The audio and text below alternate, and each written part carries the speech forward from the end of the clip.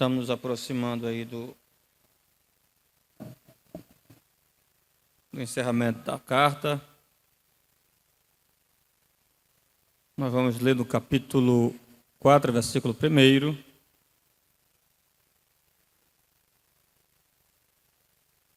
Os irmãos permaneçam com vossas Bíblias abertas.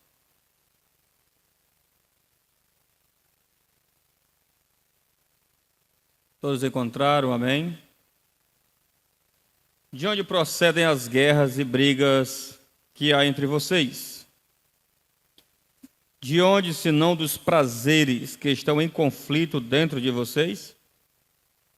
Vocês cobiçam e nada têm, matam e sentem inveja, mas nada podem obter. Vivem a lutar e a fazer guerras. Nada têm porque não pedem. Pedem e não recebem. Pedem mal para esbanjarem seus prazeres. Gente infiel, vocês não sabem que a inimizade ou a amizade do mundo é inimizade contra Deus? Aquele, pois, que quiser ser amigo do mundo, se torna inimigo de Deus. Ou vocês pensam que é em vão que a Escritura diz: é com ciúme que por nós anseia o Espírito que Ele fez habitar entre nós, ou em nós, mas Ele nos dá cada vez mais graça. Por isso diz: Deus resiste aos soberbos, mas dá graça aos humildes. Nós vamos trazer a exposição do versículo 1 ao versículo 10 aqui desta carta. Nós vamos estar conversando com os irmãos nessa noite sobre resistindo à origem das contendas. Resistindo à origem das contendas. Os irmãos podem observar que Tiago teve a preocupação de abordar sobre o caso de os irmãos estarem militando entre eles. Um dos comportamentos é da natureza da carne, como a inveja e a cobiça. Quando você lê a Bíblia lá em Gálatas, você vai ver claramente que uma das obras da carne está envolvido aí a inveja, e tudo procede de ruim. Jesus disse que vai proceder do coração do homem. Então, Tiago ele aborda sobre essa natureza carnal. Quando ele fala sobre carne, ele não está falando do aspecto de corpo, mas ele está falando da questão da natureza humana, que foi corrompida pelo pecado de Adão, chamado de pecado original. Além do mais, as suas orações eram centralizadas no propósito de ver Deus punindo os seus inimigos. É aquela oração que, quando os nossos inimigos nos confrontam, a gente quer orar para que Deus venha matar, que Deus venha destruir. E Jesus disse que é para a gente orar, mas não para destruir os nossos inimigos, mas para que Deus venha abençoar os nossos inimigos. É um contraste muito grande. Então, aqui os crentes aqui desta carta, daquela região, daquela comunidade cristã, eles estavam nessa perspectiva de egoísmo, de ganância, de inveja, e devido a essas perseguições, eles estavam pedindo em suas orações para que o Senhor venha destruir aqueles que lhe perseguiam. Você vai ver o exemplo, você já viu muitas vezes que quando o marido é ruim, aí muitas vezes a mulher quer orar para Deus matar, para Deus destruir. Não, a Bíblia manda você orar para Deus salvar, não é para Deus matar, não é para Deus destruir, mas que o Deus venha libertar. Então este é o propósito. Até mesmo aqueles que jogam nós em prisões, em cadeias, nós temos que orar para que Deus venha fazer o bem. Eu me lembro muito bem quando eu fui levado e conduzido pela juíza para ali a delegacia. O coração da gente fica triste e, querendo ou não, se enche de ira. E nós, como cristãos, nós devemos orar não para Deus punir, matar, mas nós devemos orar para que Deus venha salvar e Deus venha ter misericórdia, porque muitas vezes a pessoa faz aquilo dali sem o entendimento das Santas Escrituras. Então, este é o propósito de um cristão. E nós vamos observar que o texto classifica esses crentes também como pessoas adúlteras. classifica ele como pessoas adúlteras. O conceito aqui de adultério, nesta passagem, é a idolatria. Idolatria é tudo aquilo que o homem coloca no lugar de Deus, ou além de Deus. Isso é idolatria. Tudo aquilo que você coloca, e você vai ver isso muito bem quando ele vai tratar aqui sobre relação ao mundo, que as pessoas estavam tendo amizade do mundo e perdendo a amizade de Deus. Então isso se torna questão de idolatria. E Tiago ele aborda isso na sua carta. Você vai observar claramente o grande motivo do cristão não procurar ser amigo do mundo é pelo fato de Deus dar ao homem a maior graça. A graça envolve o favor de Deus. Aqui especificamente, ela é dada aos humildes. Os soberbos o Senhor resiste. Aqui mostra claramente que nós devemos a cada dia essa questão aqui de se sujeitar a Deus. O Senhor abraça, o Senhor se aproxima, tem uma submissão, deixar o egoísmo de lado e se humilhar. Essa humilhação é a sujeição. Aquele que se humilha debaixo da onipotente mão de Deus, o Senhor com o tempo o exaltará. E essa exaltação será a consumação quando ele vir um dia buscar o seu povo e levar para a glória. Então esse é o grande propósito que Tiago está abordando aqui, do versículo 1 ao versículo número 10. E nós vamos observar que, devido à idolatria, o homem ele se torna aquilo que ele adora. O homem ele se torna aquilo semelhante àquilo que ele adora. E você vai ver isso muito bem quando você lê a Bíblia lá em Êxodo. Nós vamos lá para Êxodo capítulo 32. Os irmãos têm sua Bíblia, acompanha aí. Êxodo 32, o versículo 8.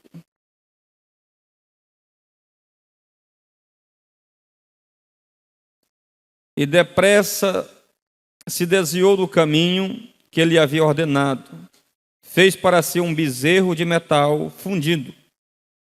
O adorou e ofereceu sacrifício, dizendo: são estes, ó Israel, os seus deuses que tiraram você da terra do Egito. O Senhor disse a Moisés: tenham visto este povo, e eis que é um povo teimoso. Outras versões traz um povo de dura cerviz. É uma linguagem dada que o vaqueiro ele usa com relação ao bezerro, ao gado, que ele é teimoso, ele não obedece à voz do vaqueiro e se torna essa questão de teimoso. O que era que Deus estava dizendo? Esse bezerro aí, que Israel construiu para adorar, ele é semelhante a esse bezerro, teimoso. Então você vai ver claramente que a Bíblia chama isso. Você vai ver também no Salmo de número 115, abre lá a sua Bíblia, que o texto também é bem específico com relação a isso. Salmo 115. Eu quero que os irmãos acompanhem comigo.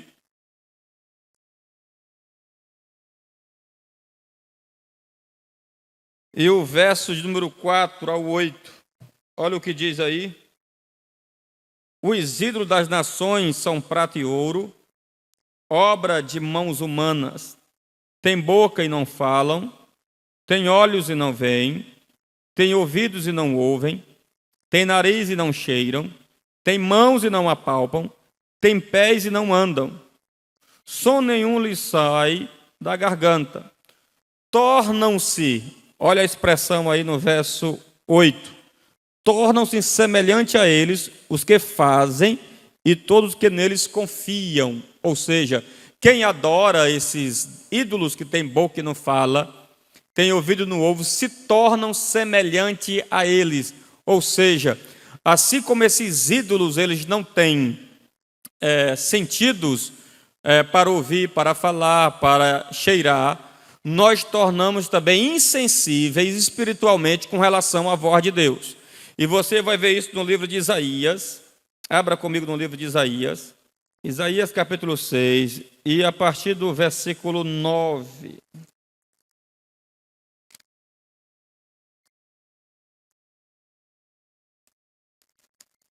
Olha o que diz aí a palavra de Deus. Então ele disse: vá e diga a este povo, ouçam, mas sem entender. Vejam, mas sem perceber. Torne insensível o coração deste povo. Endureça-lhes os ouvidos e feche os olhos deles, para que não venham a ver com os olhos, ouvir com os ouvidos, entender com o coração, e se convertam e sejam curados. Ou seja, você vê claramente aí que Isaías, ele iria pregar a palavra e anunciar a palavra, porque o povo estava vivendo no mundo da idolatria, estava adorando outros ídolos. Então Deus ia trazer uma punição, ia fazer com que esse povo viesse ficar surdo, cego, viesse ficar insensível à voz de Deus. Por quê? Porque a punição que Deus estava dando a eles é que eles estavam se tornando semelhantes aos seus ídolos, que tinham ouvido, mas não ouviam, e tinham olhos, mas não enxergavam. O que era que o texto está querendo dizer? O homem, ele se torna semelhante àquilo que ele adora. Se o homem tem um mundo como o seu ídolo, ele vai se tornar semelhante a este mundo perverso, cheio de contendas, um mundo cheio de maldade e totalmente podre no pecado. O homem, ele se torna semelhante àquilo que adora. Então Tiago, ele vai tratar isso com relação à palavra do Senhor aos irmãos que estavam ali na região, que seja naquela parte da Ásia. Quem ora, chora pelas suas misérias de pecado, o Senhor no tempo exaltará o cristão. Isso se caracteriza arrependimento. Você vai ler do capítulo 4, do 9 ao 10, que quem busca o Senhor em arrependimento pelas suas falhas de pecado, o Senhor no tempo certo, ele exalta. Então nós vamos tratar aqui do primeiro versículo. Essa é a introdução do versículo 1 ao 10 do capítulo 4 da carta de Tiago. Agora nós vamos trazer aqui a exposição para que você venha compreender. Leia aí comigo no capítulo 4, versículo 1. De onde procedem as guerras e brigas que há entre vocês? De onde, senão dos prazeres que estão em conflito dentro de vocês? Ou dentro de vocês?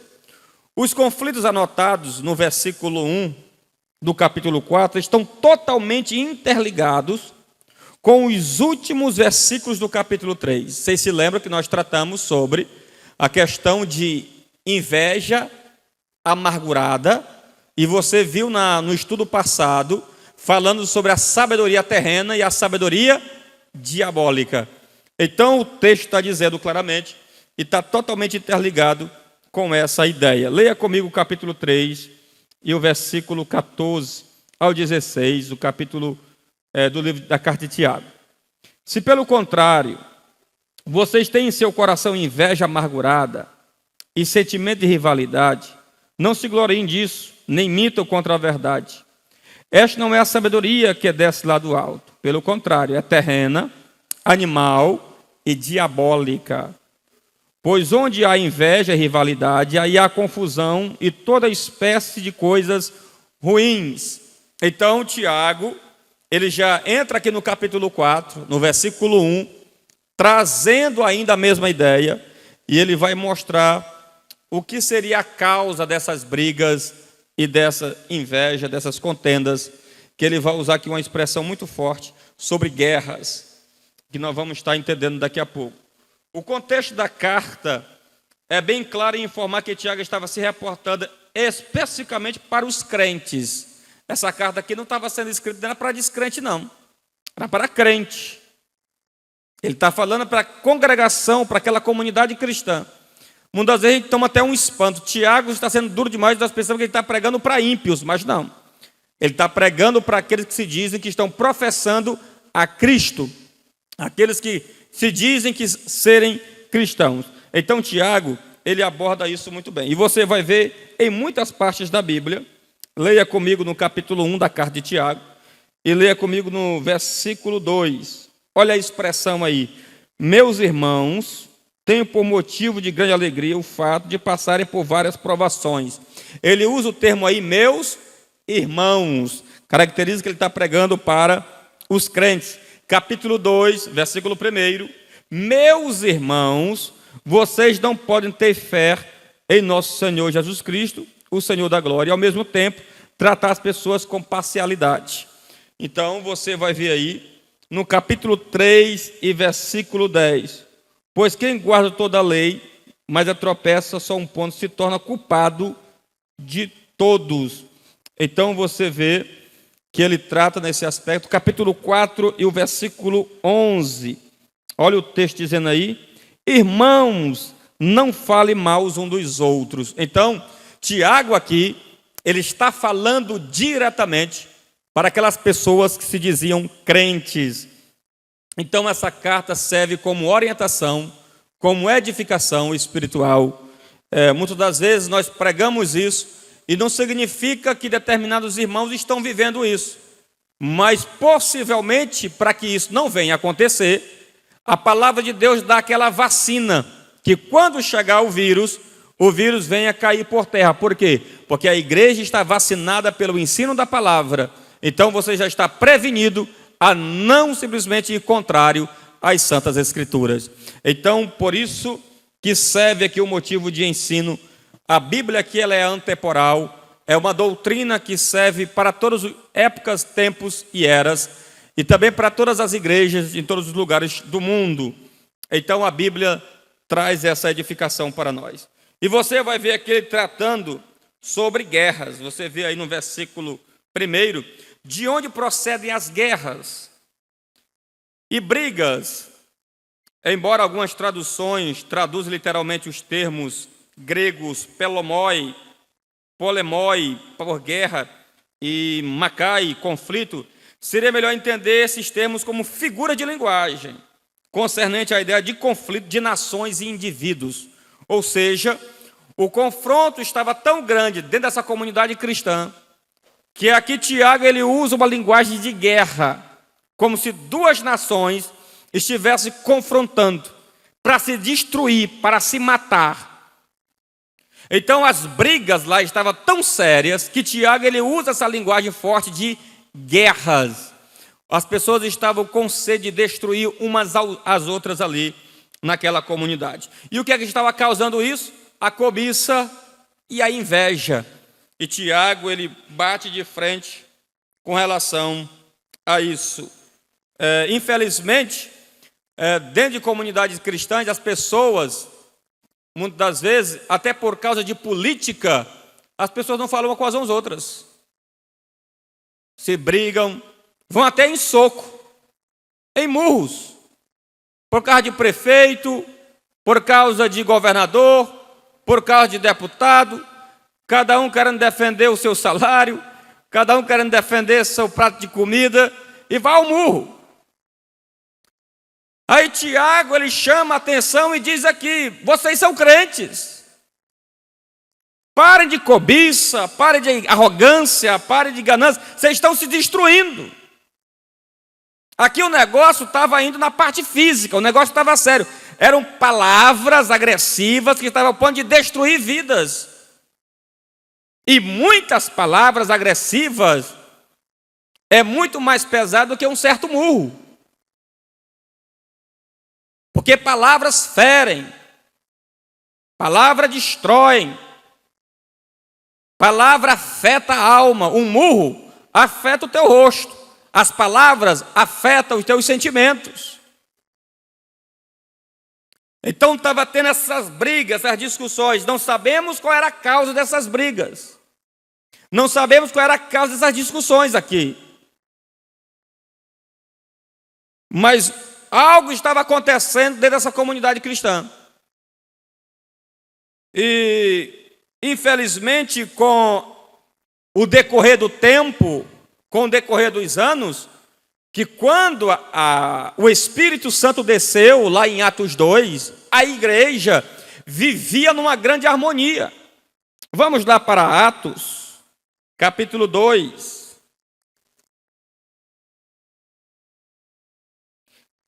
Versículo 42, acompanhe comigo.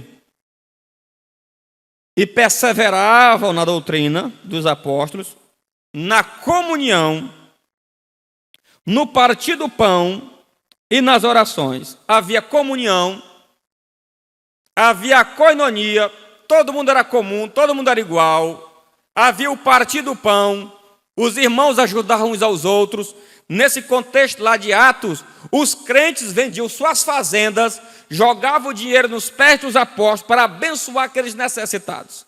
Então esse grande avivamento que estava tendo, com o decorrer dos anos, os irmãos começaram a esfriar na fé.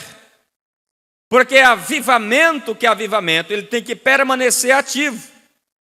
Nós temos que viver essa vida de comunhão até a volta de Cristo Jesus. Então aqui nessa época, a igreja da comunidade que estava na Ásia, ela estava se esfriando. Aqui em Atos dos Apóstolos, seria um modelo de igreja do século I, ali em Jerusalém, que os irmãos estavam vivendo essa comunhão. E essa comunhão, quando estava se espalhando, e onde havia um avivamento, estava tendo isso, essa harmonia, essa comunhão, essa unidade. Mas com o decorrer dos anos, os irmãos aqui foi se esfriando. Se lembra lá de Éfeso, quando você lê lá na Ásia Menor, lá no Apocalipse, que nós deveríamos voltar o que? Ao primeiro amor, porque o amor havia o quê? Se esfriado. O amor ali era a comunhão entre os irmãos. E quando você vai ver quem fundou aquela igreja lá de Éfeso foi Paulo. E o que mais Paulo pregou foi a unidade, foi a comunhão. E esse amor havia se esfriado. Então nós devemos ter bastante cuidado para não deixar essa chama do amor, da unidade, da comunhão, que nem um partido político, que nem nada de política ou qualquer outra coisa venha trazer contenda, divisões e briga entre os irmãos. Para vocês saberem que vocês têm a mesma fé, vocês servem o mesmo Deus, vocês vão para o mesmo céu, você tem o mesmo batismo e você adora o mesmo Jesus Cristo. Precisamos manter esta comunhão uns com os outros. Aí você vai ver que o conflito dentro de vocês, que tipo de conflito era esse? Algumas versões traduzem a palavra aí, grega, melese, a expressão como em seus membros. Em seus membros. De onde procedem as guerras e brigas que há entre vocês? De onde, senão dos prazeres que estão em conflito dentro de vocês? Essa expressão aí, dentro de vocês, algumas versões traduzem como membros. Essa ideia aqui, esse Tiago realmente, ele não estava tratando aqui sobre membros, porque se fosse sobre membros, ele estava falando aqui de uma comunidade, de uma sociedade de pessoas, que você vai ver isso em outras partes do Novo Testamento. Abra lá comigo, no capítulo de número 12, e o versículo 12, de 1 aos Coríntios. Olha o que diz aí. Porque assim como o corpo é um e tem muitos membros, e todos os membros, mesmo sendo muitos, constituem um só corpo. Um só corpo. Ou seja, Paulo aqui está tratando da comunidade de irmãos, que cada irmão ele é um membro. Nós vamos para Romanos capítulo 12. E o versículo 4. Olha o que diz aí o texto.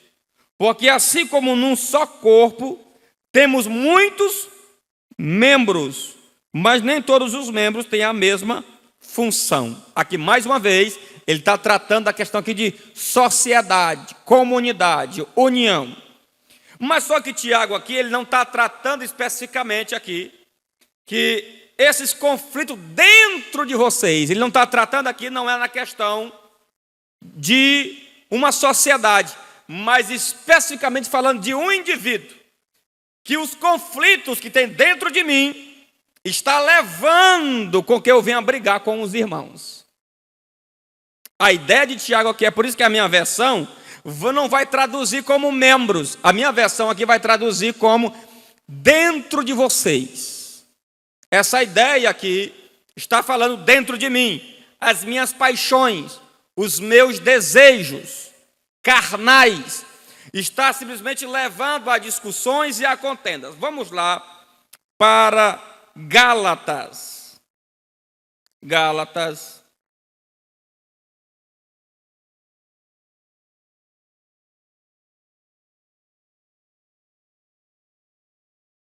Capítulo 5.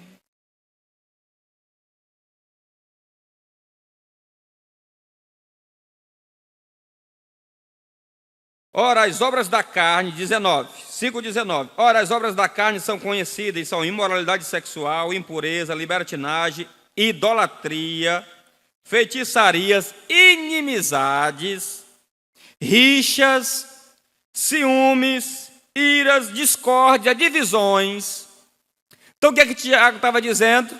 Tiago ele não estava tratando aqui especificamente de uma briga dentro de uma sociedade. Ele está dizendo, essas paixões dentro de vocês está levando com que vocês venham se degladiarem, venham brigarem. O que eu tenho que fazer para evitar eu discutir com meu irmão?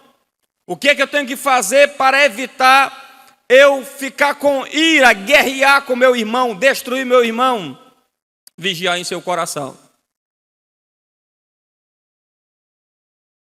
Vigiar em seu coração. Guardar o teu coração.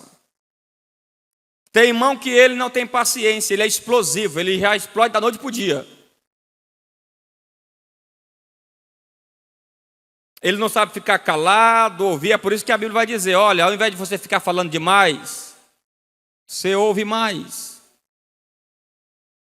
Que determinadas decisões nossas vai nos levar ao precipício.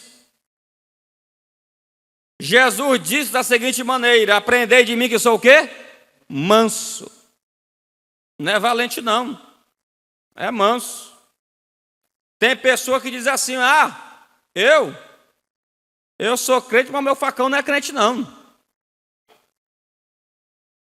Eu sou crente, mas o meu 38 está lá em casa. Nunca aprendeu de Jesus. As paixões ainda estão aflorando. Nós devemos fazer como Paulo disse, não sou eu que mais vivo, mas é Cristo que vive em mim. A partir do momento que Deus deixa de me governar, as guerras começam a aflorar dentro de mim. A partir do momento que Deus deixa de me governar, as guerras vão começar a incomodar a paz dentro de mim. Então eu preciso a cada dia, para evitar, então aqui, para eu evitar um conflito coletivo, eu primeiro preciso, eu individualmente, trabalhar em meu coração, orando. Se o coração é zangado demais, Deus, me controla. Muitas mulheres deveriam evitar muitas contendas com seu marido, e muitos maridos deveriam evitar contendas com as suas mulheres, se ele soubesse guardar a ira, segurar essas guerras, segurar essas paixões de raiva dentro do seu coração. O casamento era mais abençoado. Porque isso não envolve apenas no aspecto dentro de uma comunidade cristã. Porque a comunidade cristã ela não começa dentro de uma congregação, ela começa lá na família. Então tudo precisa eu trabalhar, porque isso me leva para ter sucesso em todos os aspectos da minha vida. Tem gente que não aguenta ouvir uma ordem, uma exortação do patrão. Ele explode, aí ele perde o emprego por causa das suas paixões, da sua ira, das guerras dentro dele. Ele briga com o seu patrão, perde o emprego, aí a família vai sofrer. Ele não sabe suportar a humilhação. Então devemos ter bastante cuidado, porque isso serve para nos aplicar, para nós termos sucesso em todas as áreas de nossa vida. Todas as áreas da vida. Nós vamos observar que sobre a inveja e a ganância, lê aí no capítulo 4, versículo 2.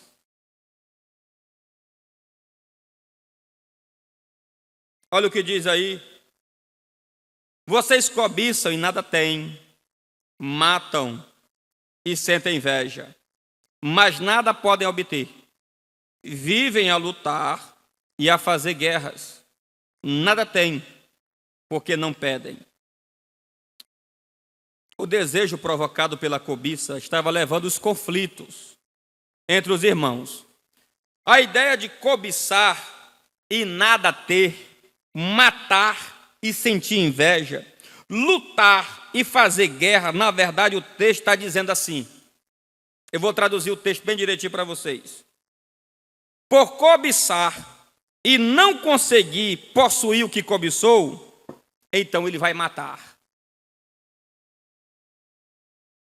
Alguns tradutores, alguns comentaristas, eles ficam pensando, será que estava tendo morte dentro da comunidade cristã ali?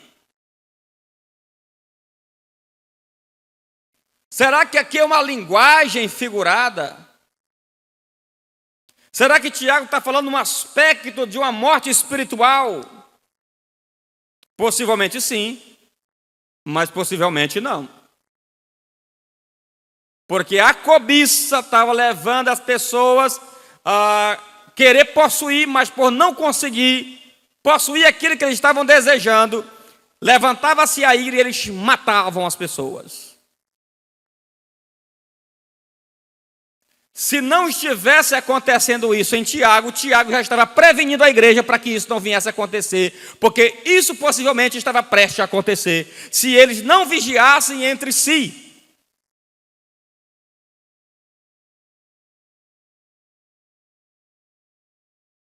Então, o negócio, outra expressão, ele ambiciona e não consegue obter. Então, combate e faz guerras. Por ele ambicionar, mas não conseguiu obter aquilo que ele ambicionou, então ele vai combater, ele vai provocar, ele vai guerrear, ele vai procurar briga, ele vai procurar contenda, porque ele não conseguiu obter aquilo que ele desejava. Cobiça. Muita cobiça. Então isso leva a muitas coisas. Por isso que a Bíblia diz, não cobiçais a mulher do teu próximo. É um dos textos que a Bíblia fala. Porque a Bíblia trata isso fortemente.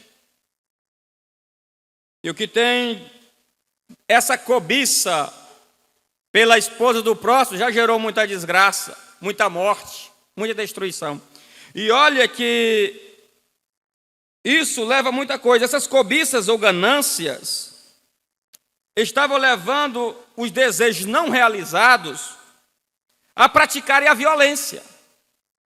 Por eu não conseguir satisfazer o meu desejo, para eu não obter aquilo que o irmão conseguiu, eu vou usar de violência. Era isso que estava acontecendo. Rapaz, o meu prefeito não ganhou, aí o camarada vai lá te provocar, de tu te segurar, não, aí tu mete logo o murro.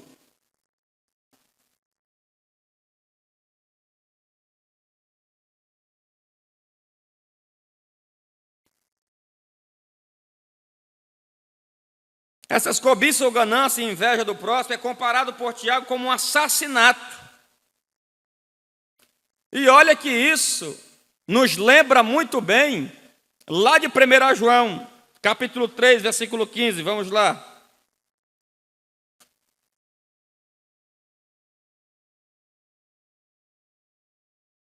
Três 15.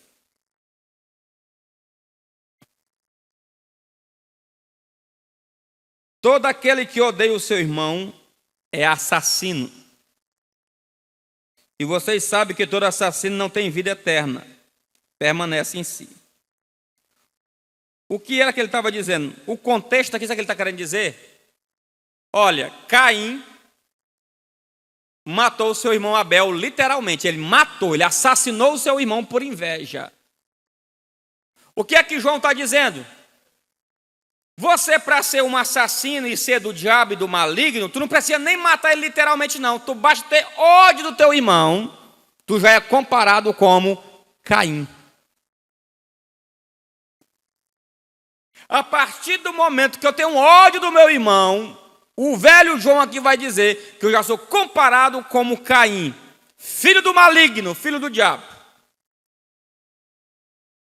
Além do mais, a inveja pode, do mesmo modo, levar à morte espiritual de alguém, como pode levar à morte física de uma pessoa, caso isso não viesse parar. Visto que a inveja já causou durante a história muitos homicídios cruéis às pessoas. O exemplo da própria morte de Abel, que ali foi causada por Caim, devido à inveja. A inveja.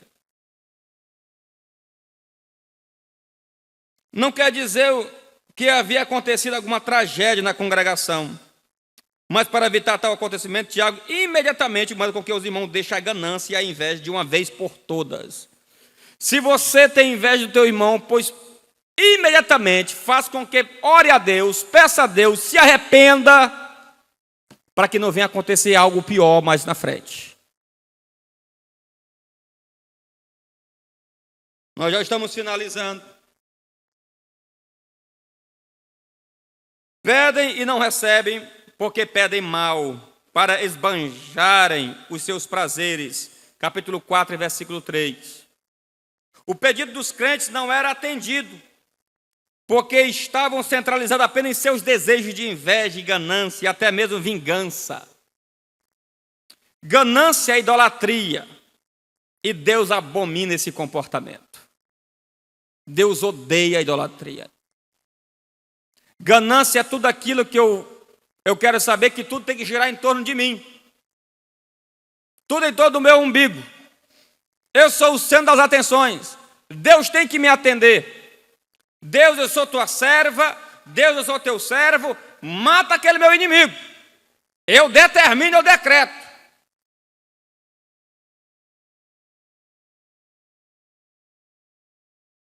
Pessoas que têm, que ele diz aí, um ódio santo. Nunca vi ódio santo. Ódio é ódio e acabou.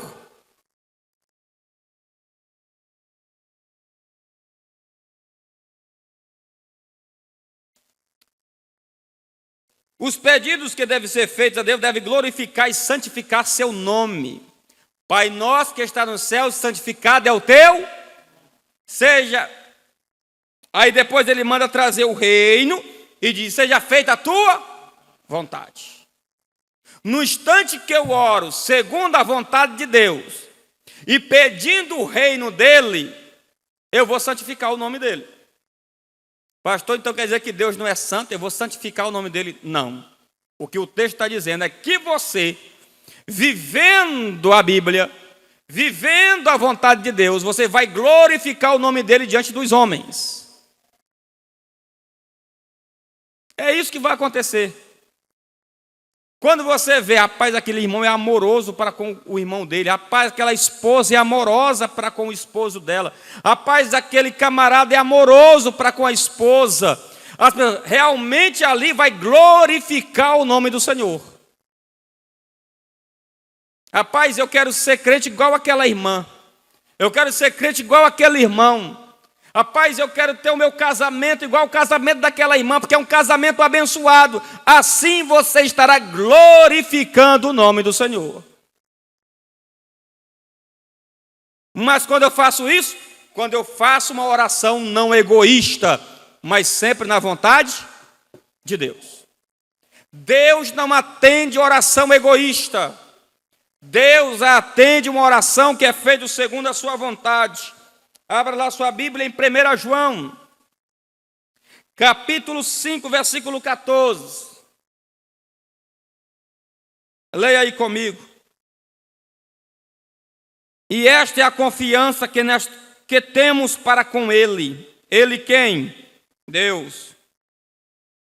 Que se pedirmos alguma coisa segundo a sua vontade, Ele nos ouve. Pastor, o que é oração? Oração é eu confiar na vontade dEle. Eu orar segundo a vontade dEle. Charles Haddon Spurgeon disse que a oração só é um meio do crente ter comunhão com Deus. Nós nunca podemos orar segundo a nossa vontade, Por quê? Porque a história está traçada. Se Deus já traçou a história, então não é Ele que vai entrar debaixo do nosso querer. Somos nós que temos de adentrar debaixo do seu querer e da sua vontade. Porque Ele já estabeleceu os seus projetos. Ele já estabeleceu os seus planos. Então nós devemos submeter às suas eternas vontades. O pedido de um cristão não é egoísta, são retratados na sua oração, estando no centro da vontade de Deus. Resistindo à amizade do mundo. Gente infiel, 4:4. Gente infiel, vocês não sabem que a amizade do mundo é inimizade contra Deus? Você vai ver o termo aí, gente infiel. O termo grego aí está no gênero feminino. Adúlteras seria a expressão aí. Ora, por que Tiago não escreveu dizendo adúlteros? Ele escreveu adúlteras. É porque Tiago está relacionando a igreja como uma esposa e Jesus como o esposo. Por isso que ele usa a linguagem adúlteras. Por que isso? Porque a idolatria, quando eu adoro um outro ídolo, ao invés de Deus, se torna um adultério espiritual. Vocês se lembram que quando Deus foi lá e disse, Oséias solteiro, rapaz, vontade de casar com uma mulher virgem, só dele, Deus foi lá e disse, Oséias, vai lá no pior prostíbulo da cidade. Vai lá. Você vai lá naquele prostíbulo, você vai lá e encontra uma prostituta, se casa com ela, ela vai te trair, vai ter filhos com outros homens, mas você vai atrás dela, vai trazer ela de volta para sua casa e vai dizer que a ama. O negócio era pesado, né? O negócio era pesado. O que era que Deus queria dizer com isso? A vida conjugal do profeta Oséias estava retratando para o povo que assim estava se comportando a nação de Israel. Oséias equivale a Deus e a mulher, a prostituta, estava se reportando da nação de Israel. Que a nação de Israel estava se deitando, estava se prostituindo, estava adulterando, adorando outros ídolos, adorando outros deuses. E devido a isso, Deus está dizendo, olha, se vocês se arrependerem, se vocês deixarem o pecado de vocês, se vocês deixarem esses ídolos de vocês deixarem esse adultério espiritual de vocês e voltarem em arrependimento, eu, o Senhor, perdoo vocês. Por isso a ideia de Oséias ir atrás da prostituta e perdoá-la e amá-la. Então, o que é que Tiago faz? Adúlteras, ou seja, igreja adúltera. Você que está tendo inimizade com o mundo. Você que está tendo amizade com o mundo, melhor dizendo. Você que está se deleitando nas paixões do mundo. Vou dar um exemplo. Eu estou com um pé na igreja, mas com um pé no mundo.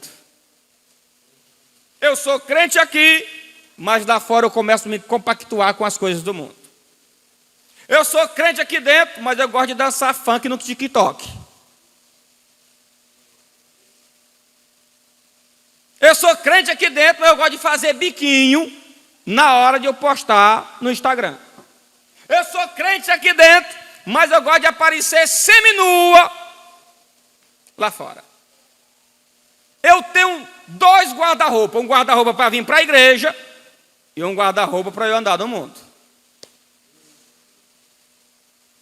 É isso daí que é compactuar com o mundo, com as suas instituições, com os seus sistemas, com os seus prazeres. Jesus, ele diz o seguinte, eu peço que não os tire do mundo geográfico, mas que você os guarde do mal. Porque o mundo, o sistema está aí. Por isso que está escrito em 1 João capítulo 2, versículo 15: não ameis o mundo, e nem que no mundo há. Porque aquele que ama o mundo, o amor do Pai não está nele. É a moça que se diz cristã, mas namora com um rapaz descrente, compactuar com o mundo.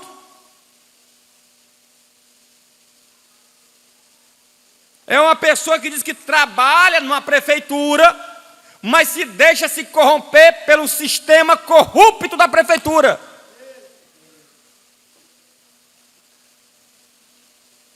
É isso que acontece. O cristão, que ele é cristão, ele é crente aqui dentro, ele é crente lá fora. Brilhar aqui dentro é fácil, eu quero ver brilhar lá fora.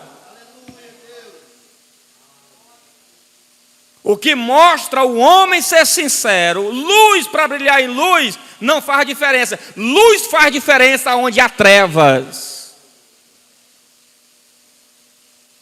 É isso que é a diferença de ser um cristão. Não posso me compactuar. É por isso que o famoso Simon Kistemarik registrou a seguinte maneira, a expressão de John Knox: um homem com Deus ao seu lado está sempre junto com a maioria, mas a pessoa que se depara com Deus, com o seu inimigo, está sozinha, pois o mundo não pode ajudá-lo. Por isso que o escritor aos Hebreus disse: a pior coisa é você cair nas mãos de um Deus irado. Se você estiver com Deus e o mundo está contra ti, você está seguro. Você está seguro.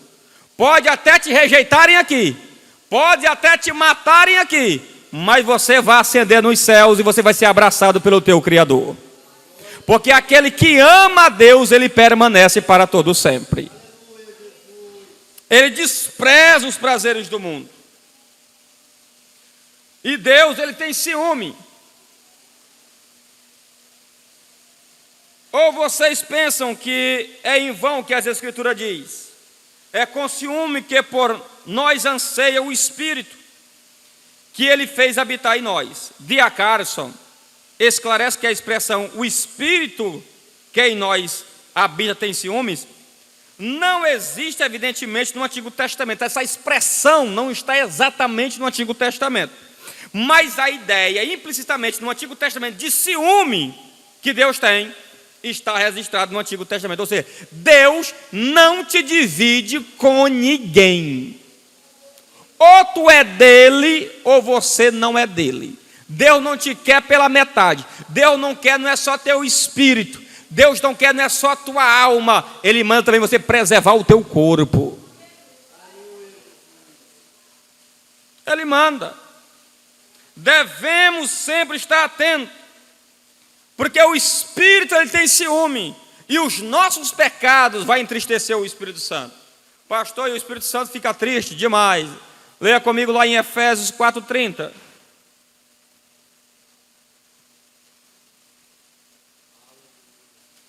Olha o que diz aí. Efésios 4:30.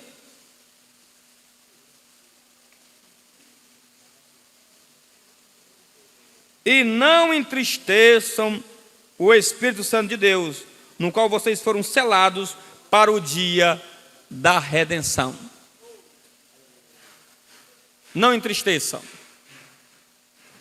Esse Espírito foi colocado justamente para isso. O Espírito é um tipo de selo que te garante que você é uma propriedade exclusiva. É uma propriedade exclusiva. Se você pegar uma caixa e aquela que você manda para o correio, você coloca um determinado selo, aquele ali vai identificar que aquela propriedade ali tem um dono.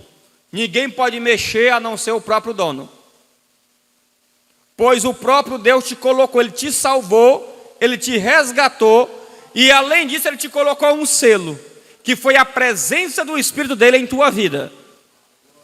Que quando alguém, você não pode mexer, você não pode deixar o mundo bagunçar, você não pode deixar o mundo entrar. Por quê? Porque esse teu corpo aí, essa tua vida aí é propriedade exclusiva dele. Do tanto que um homem tem ciúme da sua esposa, Assim Deus tem ciúme da sua igreja. O ciúme aqui é o cuidado, é o zelo, é a preservação. Ele não divide com ninguém. Ele preserva.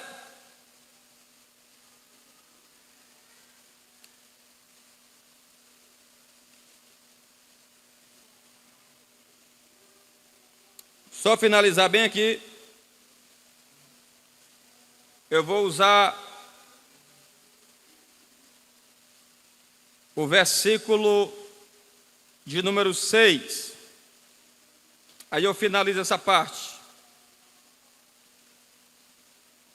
Mas Ele nos dá cada vez mais graça. Por isso diz, Deus resiste aos soberbos, mas dá graça aos humildes. O autor da carta citou Provérbios 3,34. Provérbios é um gênero literário do Antigo Testamento que descreve sabedoria. Essa referência seria uma forma de lembrar mais uma vez da sabedoria que Deus estava falando. Sabedoria da onde? Do alto. Quem não tem sabedoria é melhor que peça a Deus. Sabedoria anunciada desde o início da carta de Tiago. É por isso que nós devemos a cada dia buscar essa humildade por meio da oração. Sabedoria anunciada desde o início da sua missiva. Agora faz sentido porque Tiago mandou com que os irmãos orassem para tê-la. Era para proporcionar a paz entre os crentes que viviam em constantes brigas. Brigas e mais brigas. Como é que eu faço para controlar? Peça sabedoria a Deus e o Senhor te dará sem jogar em rosto. Meus queridos irmãos, nós próximos estudos, nós vamos continuar esse sermão.